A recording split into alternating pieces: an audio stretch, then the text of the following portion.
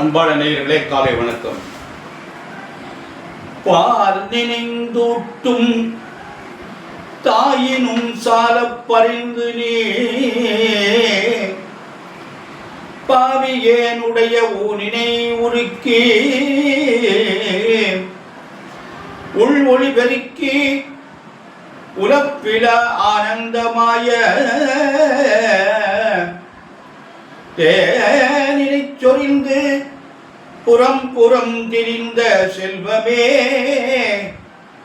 தேனினை சொரிந்து புறம் புறம் திரிந்த செல்வமே, சிவபெருமானே யான் உனை தொடர்ந்து சிக்கன பிடித்தேன், எங்கு எழுந்தாருள்வது இனியே. அன்பு சார்ந்த பெரியவர்களே, இன்று ஆடி மாதம் 19ஆம் நாள் திங்கட்கிழமை, சோமவாரம், தசமி தீதி காலையில் 11:33 வரை, பின்னாடி ஏகாதசி, அனுஷ நட்சத்திரம் 9:48 வரை காலை, பின்னாடி கேட்ட நட்சத்திரம். இந்த 2 நட்சத்திரத்துக்குமே யோகம் சித்த யோகம். திங்கட்கிழமை எப்போதுமே ராகு காலம் 7:29, யமகண்டம் 10:12, குளிகன் 1:30 முதல் 3, சூலம் கிழக்கு, பரிகாரம் தயிர். அன்பான நேயர்களே, இந்த கிரகங்கள்லாம் எப்படி இருக்கிறது? இந்த சூரியன் கடகத்தில், புதனும் கடகத்துக்கு வந்துட்டார். இப்போ சூரியன் மட்டும் தனியாக இருந்தால் கடகத்தில் அவர் வந்துட்டார். கேது சிம்மத்தில் இருக்காரு. செவ்வாய் கன்னிக்கு வந்துட்டார். சந்திரன் விருச்சிகத்தில் இருக்கார். சனி ராகு கும்பத்தில், சுக்கிரன் குருவும் மிதுனத்தில் இருக்காங்க. இது இன்றைய கிரகங்களுடைய நலமா. ஒரு 3 கட்டத்தில் 2 பேர் சேர்ந்துருக்காங்க. பாக்கியெல்லாம் கொஞ்சம் 3 பேர் தனித்தனியாக இருக்காங்க. மேஷராசி என்பவர்களுக்கு இந்த நேரம் எப்படி இருக்கிறது? மேஷராசி என்பவர்களுக்கு குரு பகவான் என்று 3ஆம் இடத்துல இருக்கார். சனி ராகு நல்ல இடத்துல இருக்காங்க. அருமையான இடத்துல 11ஆம் இடத்துல லாபஸ்தானத்தில் இருக்கார். இந்த சனி ராகு மிகப்பெரிய கிரகம். அவங்க நல்லா இருக்கு. அதனால குரு 3ஆம் இடத்துல இருக்கார். சிரமம் இருக்கும், சிரமத்துக்கு இடையில நன்மை இருக்கும். பார்த்து கவனமாக நடந்து கொள்ளுங்க. அன்பான ரிஷபராசி என்பதே உங்களுக்கு அமோகமான நாள்.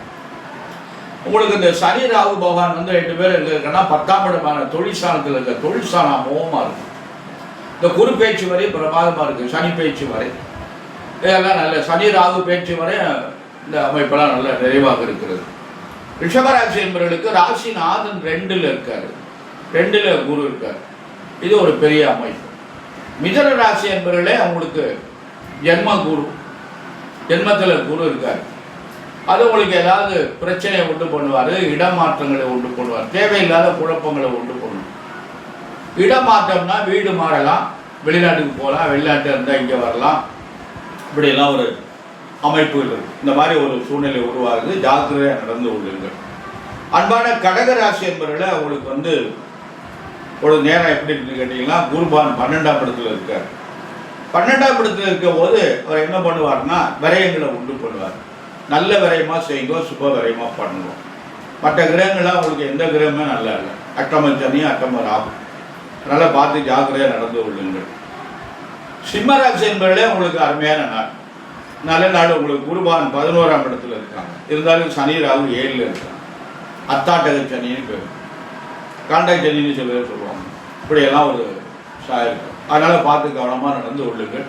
ஆனால் குரு பகவான் நல்ல இடத்துல இருக்கார். அது உங்களுக்கு ஒரு நல்ல லாபத்தை கொடுக்கும் அப்படின்ட்டு.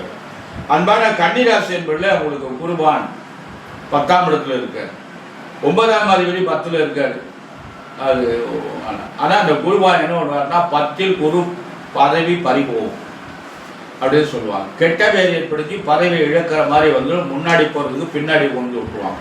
எல்லாம் பார்த்து கவனமாக நடந்து கொள்ளு, பணிவாக நடந்து கொள்ளுங்கள். மேலதிகாரிட்ட ரொம்ப பணிவாக அவங்க ஏதாவது சொன்னால் கூட தலையாடிட்டு பேசலாம், போயிருக்கோம். எழுத்து பேசாதீங்க. கஸ்டமர்கிட்ட எல்லாம் கோவத்தை காட்டாதீங்க. ரொம்ப ஜாக்கிரதையாக நடந்து கொள்ளுங்கள், நல்லது. அன்பான துளாராசி என்பதிலே உங்களுக்கு அமோகமான நாள், நல்ல நாள், நல்லதுதான் நடக்கும். துளாராசி என்பதற்கு குருபான் 9ல் சுக்கிரன் இருக்காரு. நல்ல அமைப்பெல்லாம் ஏற்படும். நல்ல அமைப்பெல்லாம் நிறைய ஏற்படணும். மக்களுக்கு நல்ல வாழ்க்கை அமையணும், நல்ல மனைவி அமையணும், நல்ல குடும்பம் அமையணும், நல்ல குழந்தை பிறக்கணும், வீடு கட்டணும், கை நிறைய சம்பாதிக்கணும். இதெல்லாம் நல்ல அமைப்புன்னு பேர். இதெல்லாம் உங்களுக்கு உங்களுக்கு தகுதி தக்கோடி வயதுக்கு தக்கோடி எல்லாமே ஏற்படும். அன்பான விருச்சிக ராசி என்பவர்களை உங்களுக்கு குரு 8ஆம் இடத்துல இருக்காரு. 7 கூடிய வரை 8ல் இருக்காரு. சுக்கிரன் 8ல் மறைஞ்சிட்டாரு. அதனால் நல்லதெல்லாம் எதுவுமே நடக்காது. அதனால் உங்களுக்கு சில பேர் சொல்கிறாங்க இது பிரமாதமாக இருக்குது விருச்சிக ராசிக்கு அப்படின்னு சொல்கிறாங்க. அதை எப்படி ஏற்கிறதுன்னு எனக்கு தெரியல. எனக்கு தெரிஞ்சவரை விருச்சிக ராசி என்பவர்களுக்கு இப்போ புதுசாக எதையும் பண்ணாதீங்க, விரயமாயிடும். தயவு செஞ்சு யோசிச்சு பண்ணுங்கள். தனுசு ராசி என்பவர்களுக்கு அமோகமாங்க. இந்த ராசியை சொல்லும்போது பிரமாதமாக இருக்கும் உங்களுக்கு. தனுசு ராசி என்பவர்களுக்கு குரு பகவான் 7ல் இருக்காரு. அது ஒரு அமைப்பு. சனி ராகு 3ஆம் இடத்துல இருக்கார். அது ரெண்டும் நல்ல அமைப்பு. அதனால் எங்களுக்கு இந்த தனுசு ராசி என்பவர்களுக்கெல்லாம் நல்லா படிப்பு நல்லா வரும். குழந்தைகளுக்கு வேலை கிடைக்கிறவங்களுக்கு வேலை கிடைக்கும், திருமணமாகும், குழந்தை ஏற்படும், வீடு கட்டலாம், உத்தியோகம் கிடைக்கும், வெளிநாட்டுக்கு போகலாம். வாழ்க்கையில் அவங்கவுங்களுக்கு எது தேவையோ அந்த நன்மை கூட இப்போ தனுசு ராசி என்பவர்களுக்கு நடத்துவாங்க. அதுக்குடைய வாய்ப்பு நல்லா இருக்குது. மகர ராசி என்பவர்களே உங்களுக்கு 7னுடைய தாக்கம் இருக்கிறது. இன்னொரு 18 மாதம் நிறைய இருக்குது. அதனால் இன்னொரு 15 மாதம் குறையாமல் இருக்குது. அது வரையும் கொஞ்சம் கவனமாக தான் நடந்து கொள்ளணும். குரு பகவான் உங்களுக்கு 6ஆம் இடத்துல இருக்காரு. 6ஆம் இடம் குருவுக்கு நல்ல இடம் இல்லை. அதனால் உங்களுக்கு கவனமாக ஜாக்கிரதையாக நடந்து கொள்ளுங்க. ஆரோக்கியத்தில் ரொம்ப கவனமாக இருந்துருங்க.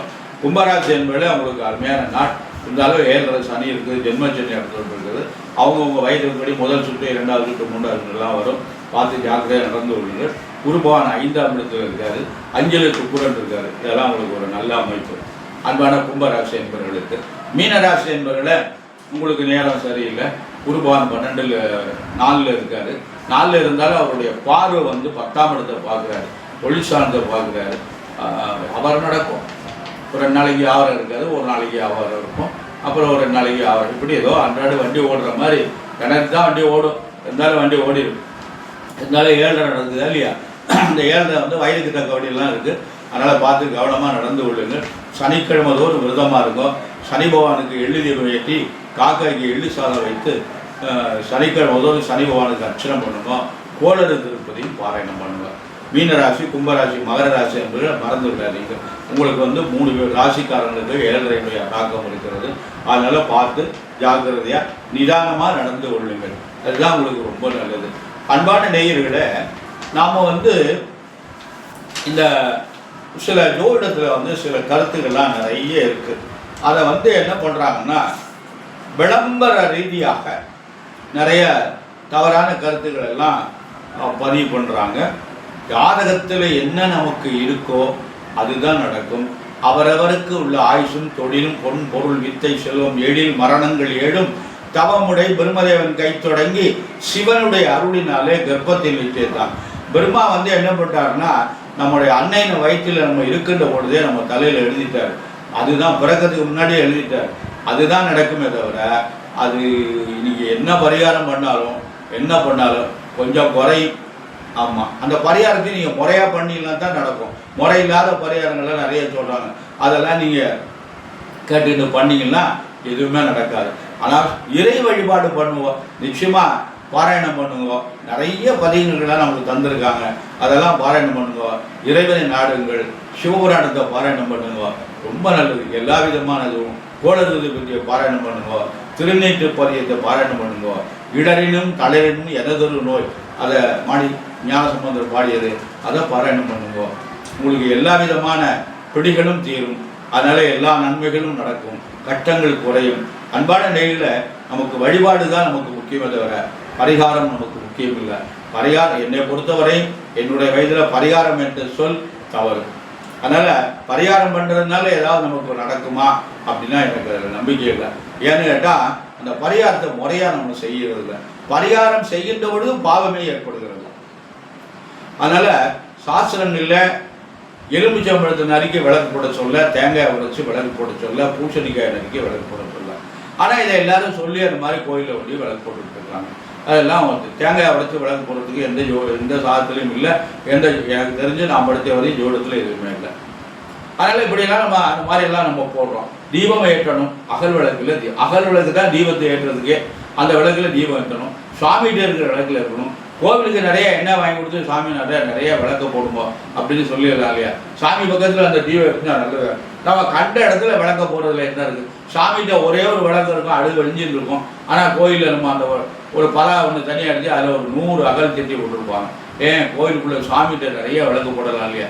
அந்த மாதிரிலாம் பண்ணாமல் இங்கே வைக்கிறதா இல்லை, நம்ம நேரடியாக போடுறோமா அதனால நமக்கு புண்ணியமா? அதெல்லாம் தவறு.